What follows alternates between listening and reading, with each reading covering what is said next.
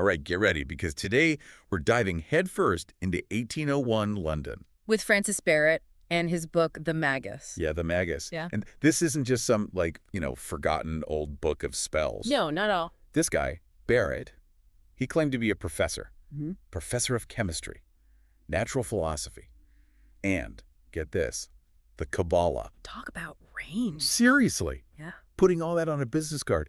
But that kind of sums up this book, right? It's Yeah, like yeah. he was trying to make a complete guide to magic, everything he knew. It's really a fascinating period he was writing in, too. You've got the scientific revolution going on, steam engines, all that, but then still this strong belief in the occult, like these two worlds bumping right up against each other. So we've got excerpts from the first two books of the Magus to work with.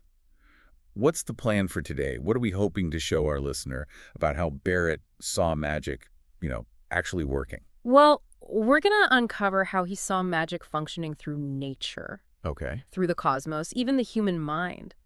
And we'll make that concrete by looking at what he thought were its practical uses. Practical. Yeah, like healing, and, believe it or not, ways to influence people from far away. Okay, now that is interesting. We've got to hear more about that. So Barrett kicks things off with what he calls natural magic. What's that all about?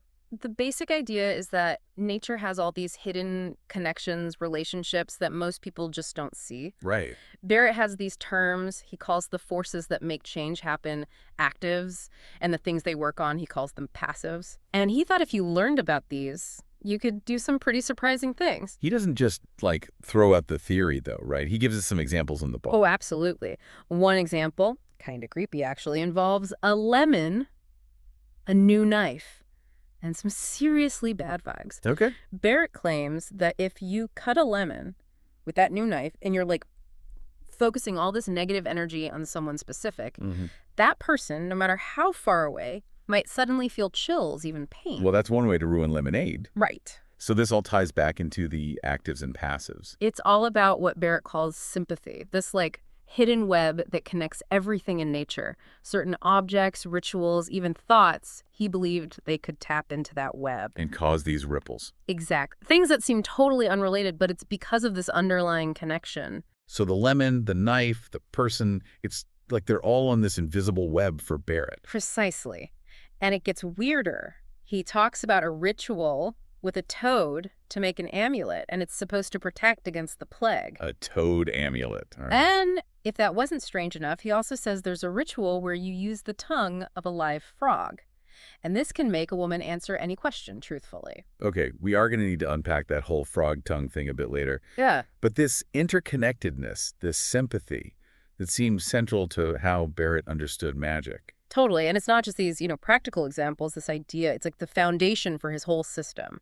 But to really get it, we need to shift gears a bit, move from the practical to the kind of more philosophical, talk about Barrett's thing for the Kabbalah. The Kabbalah, that's what ancient Jewish mysticism, right? Yeah. How does that fit into Barrett's idea of magic? Well, he thought it held the key to, unlocking these deeper levels of magical knowledge. Yeah. It wasn't just about making stuff happen in the physical world, like with the lemon, but about getting access to get this divine light and knowledge. And with that, you could achieve even more amazing things. We're going from giving someone a bad lemon day to, divine knowledge. That's Barrett for you. He thought this divine knowledge could give you the ability to see the future. You see the future. To heal all kinds of sickness and to help people in need.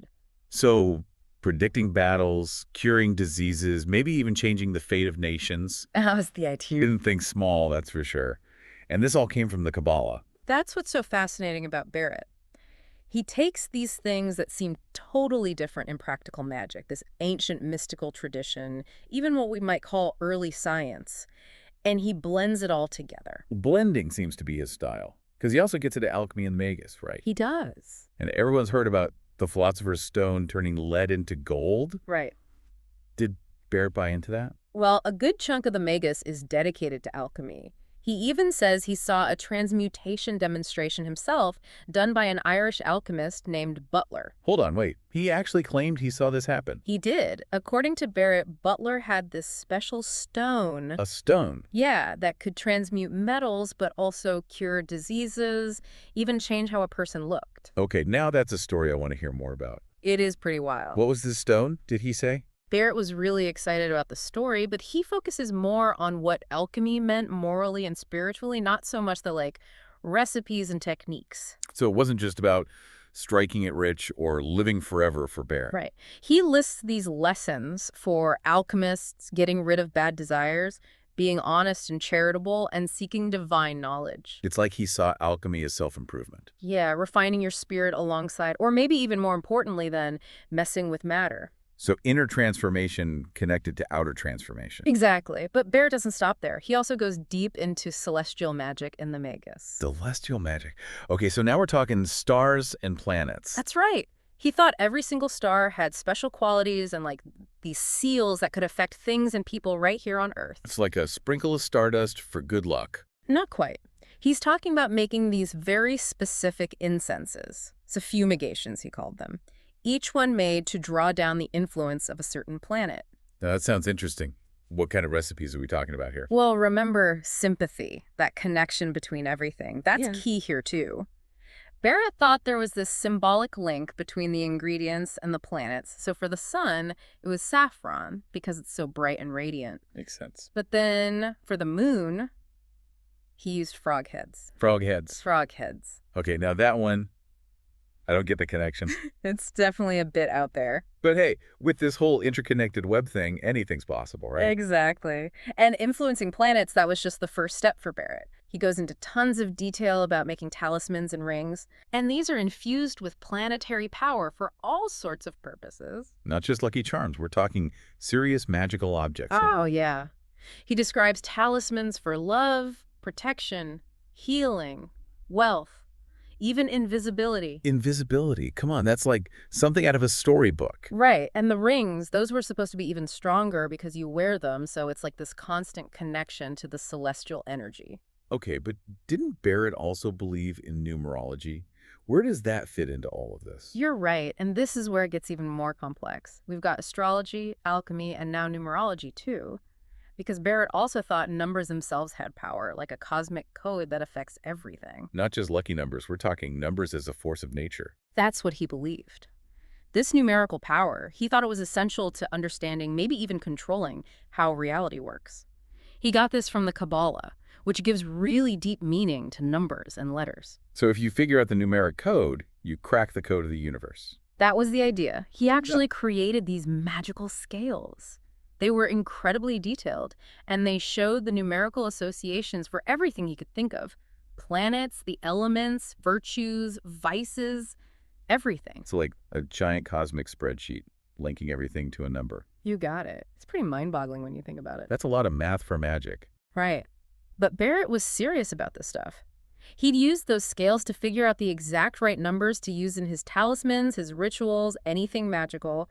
Even choosing the right metal for a talisman wasn't just about, if it was strong or whatever. It had to resonate with the right planet or astrological sign based on its number. So every little thing had to be in perfect harmony. It was all about creating that perfect cosmic symphony. Huh.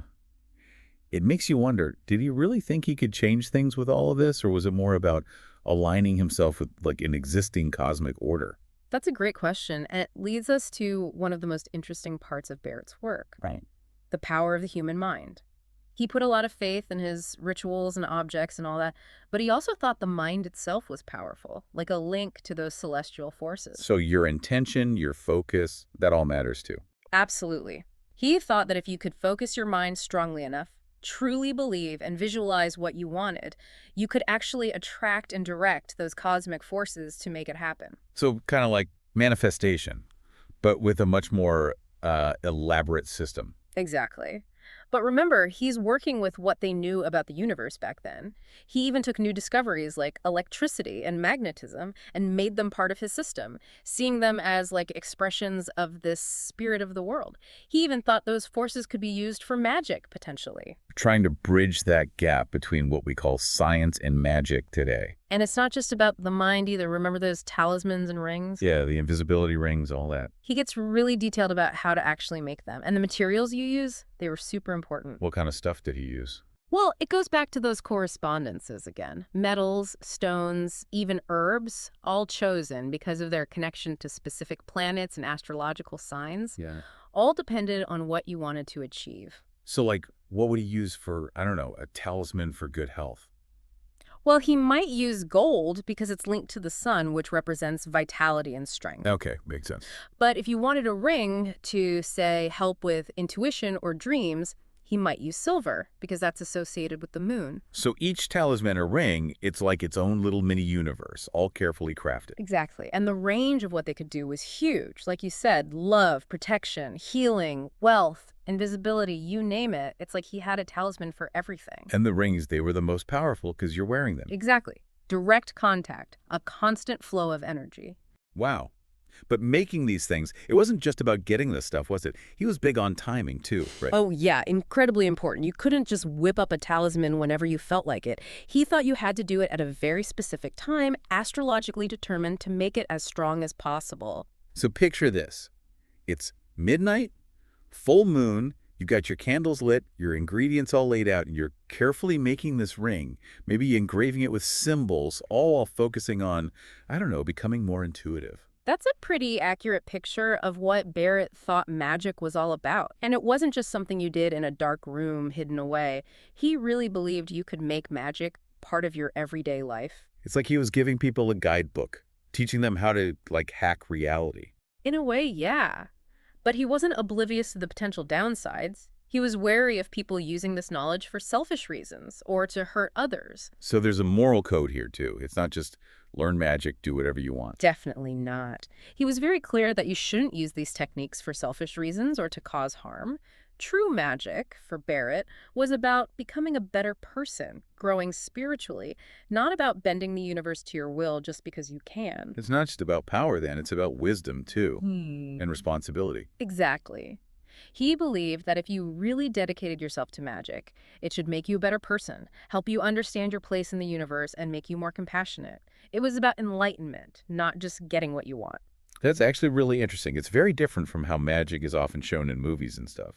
I agree. People often fixate on the more exciting parts, the spells and rituals, but they miss the deeper message he was trying to get across. It makes you wonder what he'd think about how magic is shown today, you know? Like, it's this quick fix, a way to get what you want without putting in the real work. It's a really good question, and it shows how relevant Barrett's work still is today. We might not use the Magus as a step-by-step guide anymore, but it still makes us think about the human desire for knowledge, for power, and for trying to understand our place in everything. And it reminds us that even with all our science and technology, we're still drawn to the idea of magic, of mystery.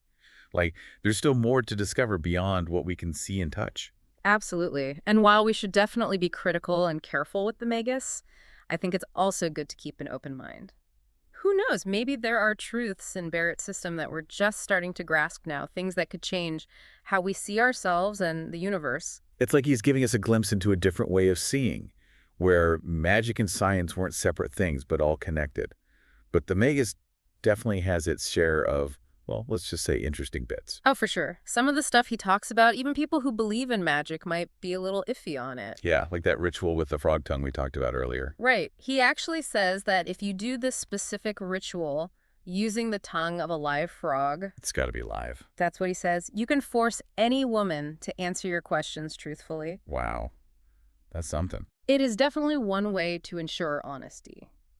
But it's important to remember, we're not saying to actually try any of this. No, absolutely not. Leave the frog tongues alone, everyone. But when we're thinking about the Magus, we have to remember that back when Barrett was writing, people saw the world very differently. Right, he was a product of his time. Exactly. So we might question some of his methods now, but we need to see his work through a historical lens. Instead of just dismissing it, we can ask, what can we learn from this? How did he come to these conclusions? And what does it tell us about how human thought has changed, how we're always trying to figure out the world?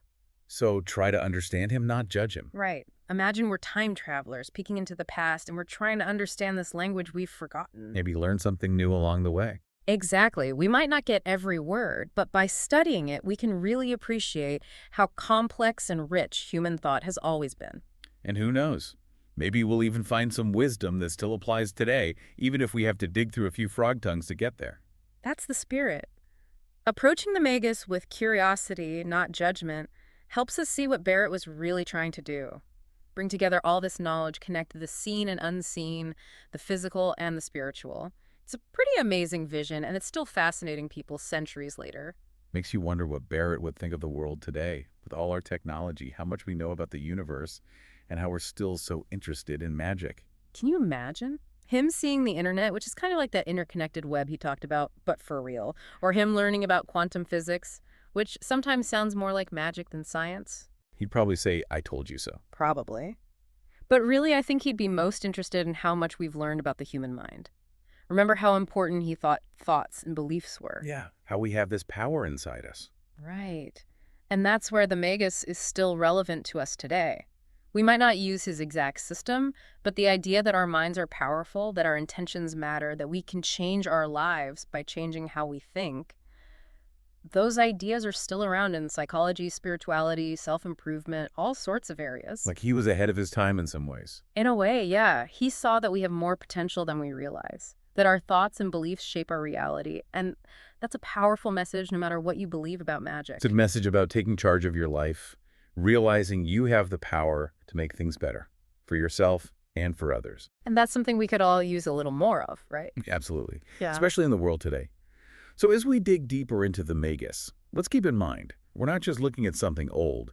We're looking at ideas that can change how we see ourselves in the universe. And that's a journey worth taking. 100%. And it's a journey that needs us to be open-minded, to question what we think we know and be okay with not having all the answers. Because sometimes the most surprising things can teach us the most. Very true. Barrett's work with all the practical stuff, the philosophical stuff, the ethics, it gives us this really unique way of looking at the world. Maybe it'll help us see things differently, maybe even unlock something inside ourselves. It reminds us that learning and growing is a lifelong thing, and you never know where you'll find wisdom. Well said. And hey, maybe the Magus, with its mix of ancient wisdom and these surprisingly modern ideas, maybe it can be a guide on that journey, inspiring us to explore the world and ourselves with courage, curiosity, and an open mind. And who knows, maybe we'll even find a little magic along the way. You never know. So like numbers are like cosmic building blocks for Barrett, not just symbols, but like actual forces in the universe. That's a lot to take in. It really is, but Barrett was convinced that this numerical power was the key to not just understanding reality, but maybe even influencing it. And the Kabbalah played a big part here, with its emphasis on the mystical significance of numbers and letters. Barrett thought that if you could decode the numerical essence of, say, a planet or an element, you could tap into its hidden powers. So it's like trying to crack the universe's source code using math and magic. Mm-hmm. Did he have a system for that? It sounds crazy complicated. He did. It's pretty amazing, actually. He created these magical scales that mapped out the numerical associations of almost everything imaginable. Planets, elements, virtues, vices, you name it. It's like a giant cosmic spreadsheet, connecting everything to a specific number or sequence. Okay, now I'm imagining Barrett hunched over his desk, quill in hand, meticulously calculating the numerical value of like a good cup of tea or something. Haha. Well, he was very thorough. He took it very seriously. And he'd use those scales to figure out the exact right numbers to incorporate into his talismans, his rituals, really any magical operation he was performing. For instance, when choosing a metal for a talisman, it wasn't simply about its physical properties. It had to have the right numerical resonance with a specific planet or astrological sign. So like it all had to vibe together, a cosmic symphony of numbers and stuff. That's a great way to put it. It wasn't just about blindly following recipes or chanting random words. Barrett was after a kind of magical elegance, this harmony between your intention, your actions, and the fundamental structure of the universe itself. It makes you wonder, did he really believe he could actually change things using this system? Or was it more about like aligning himself with a cosmic order that was already there? That's a really interesting question, and it brings us to one of the most fascinating aspects of Barrett's work. The emphasis he placed on the power of the human mind. While he clearly put a lot of stock in rituals and objects, he also believed that the mind itself could act as a conduit to those celestial forces. So it's not just about the mechanics of the magic, it's about your mindset too. Exactly. Barrett believed that with enough focus, belief, and visualization, the human mind could actually attract and direct those cosmic forces to achieve specific outcomes. So like he was tapping into what we might call the law of attraction today, just with a much more, let's say, comprehensive system. There's definitely a connection there. Of course, Barrett was working with the scientific knowledge available to him in the 19th century. He was incorporating new discoveries like electricity and magnetism into his understanding of this spirit of the world, even suggesting they could be harnessed for magical purposes. It's amazing how he was trying to bridge that gap between what we often see as separate fields today, magic and science. Mm. But let's get back to those talismans and rings. He goes into a lot of detail about how to create them, right? What kind of materials did he use? Remember those correspondences we keep talking about? They're absolutely crucial here. The choice of materials was incredibly important to Barrett. He would select metals, stones, herbs, all based on their specific associations with different planets and astrological signs, all depending on the desired outcome. So it's like each ingredient has its own personality, its own cosmic energy. That's a great way of putting it. For example, gold was often linked to the sun, representing success, vitality, so he might use it in a talisman for those purposes. On the other hand, silver, being associated with the moon, might be incorporated into a ring to enhance intuition or dream work. It's like each talisman or ring is like a tiny, self-contained universe, carefully crafted to channel specific types of energy. Exactly. And the range of purposes, like we touched on before, was huge. Love, protection, healing, wealth, invisibility, you name it, there was likely a talisman for it.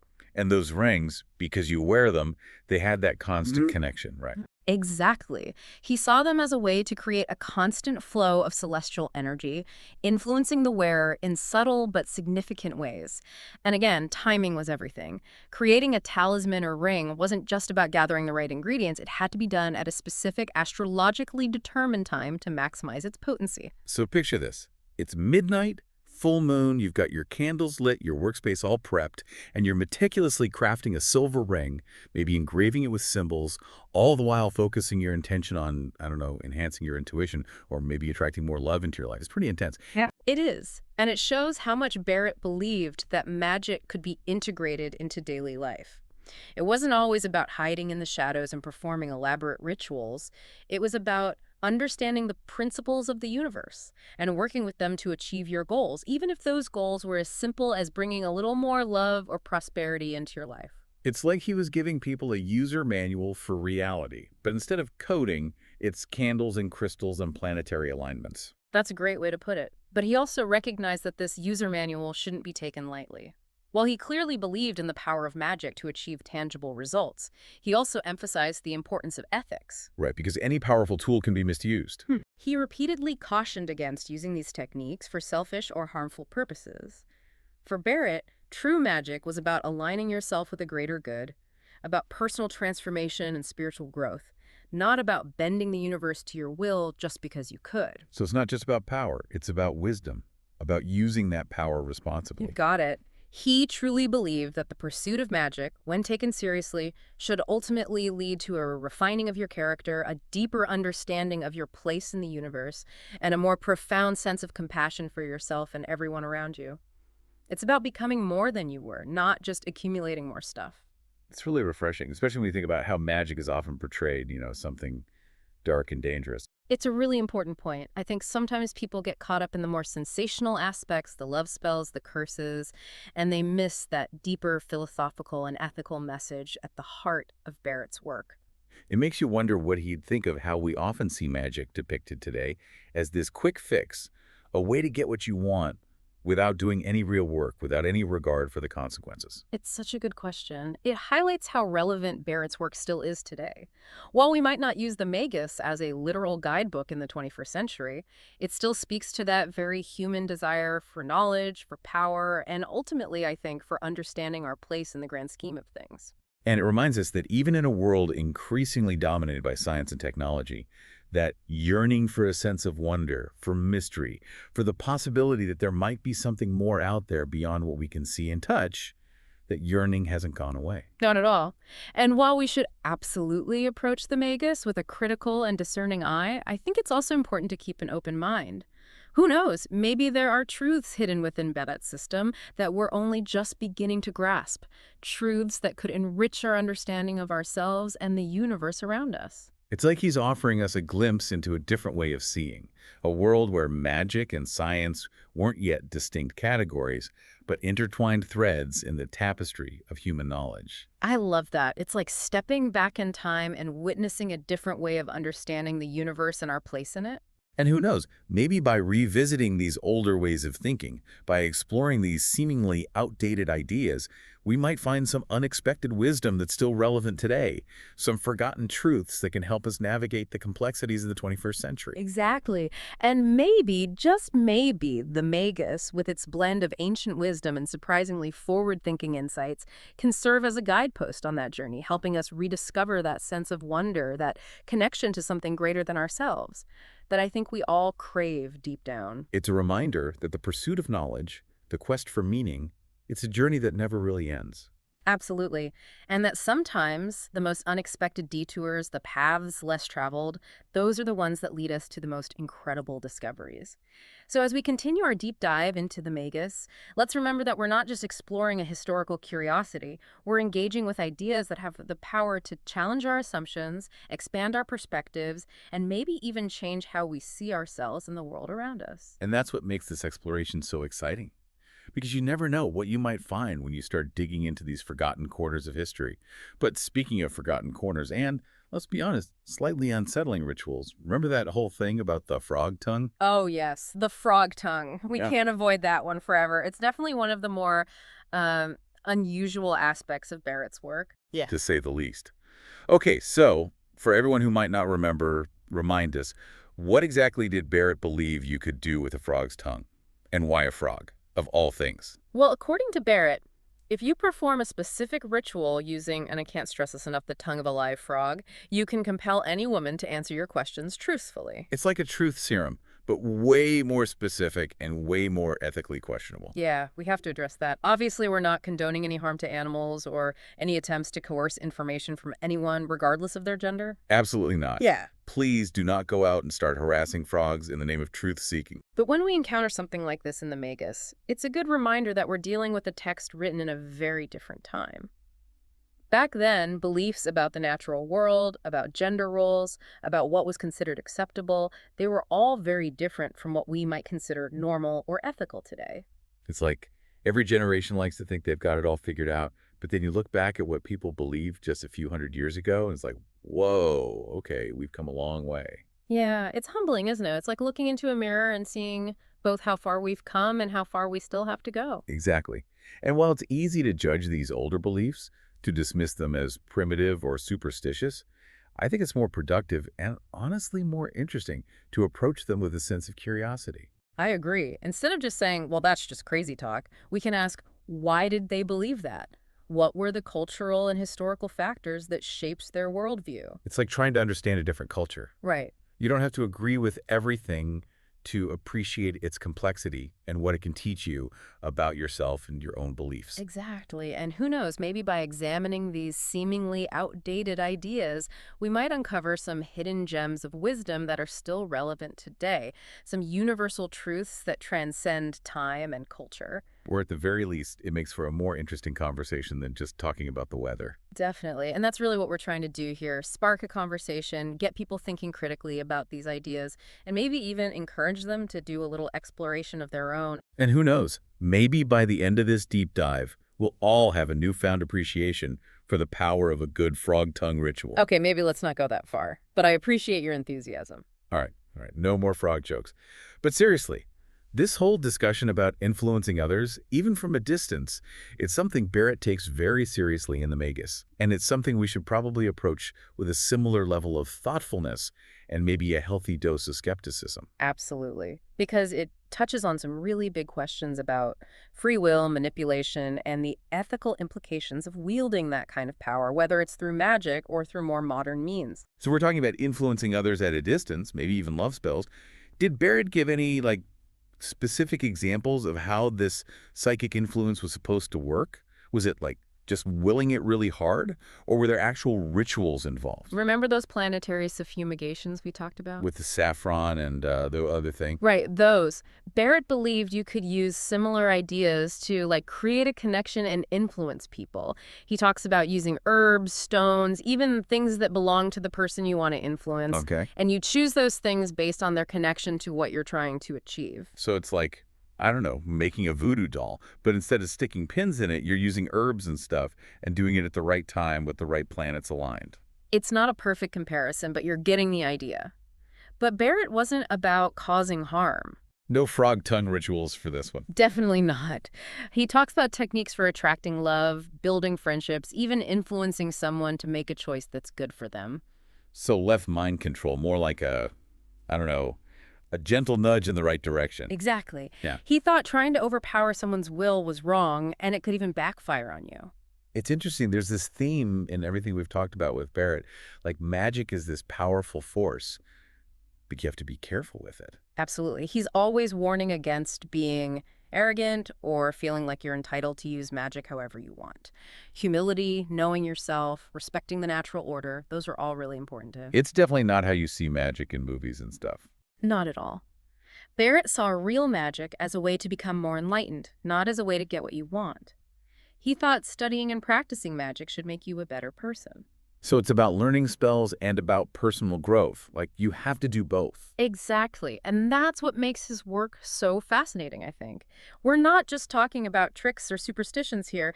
Barrett created this whole system of thought, and he was trying to answer these big questions that people have always asked.